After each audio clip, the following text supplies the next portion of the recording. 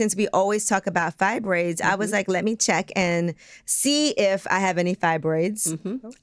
So I went and had an ultrasound for them to check that out. And it's crazy because a long time ago, I went to the doctor and she like pressed on my stomach and was like, okay, it doesn't feel like if you do have some, it's not too bad. That's the whole way. That was it. Yeah. Pelvic Not exam. too bad. Yeah, she said even if you do have some, she was like, they're wasn't really small. palpable. So then I got my results back like a couple of days later. I told you my glucose level is high, so we have to work on that. That's right. But I did find out that I have 2 fibroids, and they are small. One of them is less than a centimeter.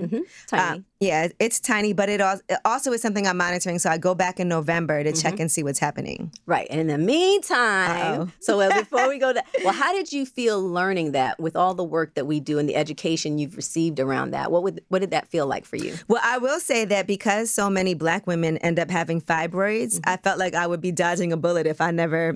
because I never checked. Like I told you, the doctor before was like, well, if you have some, they're really small. And I know that there's periods of time when I'm menstruating where I might have like, the second day is always the worst day for me. And, sometimes I have like blood clots and everything. So I figure it's something. Something's because going I know we always talk about how that's not normal. Right. And so it's good to know and it's good to monitor that. Right.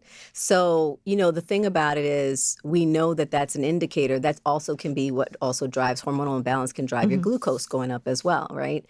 So one of the things that we try to do is be proactive so that we catch it when it's a process and not a crisis. And that's why I felt like I was stalking you, because I was like, I don't want to end up in a crisis. Right. So I am so proud of you. And now, of course, the thing is, we know that the Balancer Kit in our program, our Balancer Kit specifically targets the root causes like chronic inflammation, helps reduce the inflammation, which is a key driver, balance the hormones with Balancer, right? And then the D3 plus K2 helps to, of course, help you achieve high, healthy levels of D3. We want them around 80 to 90. And then, of course, the Eliminator, which is strong as hell. And my D3 was low too. See, exactly. We knew. But if the D3, it's the science has shown, if your D3 is low, fibroids are usually present.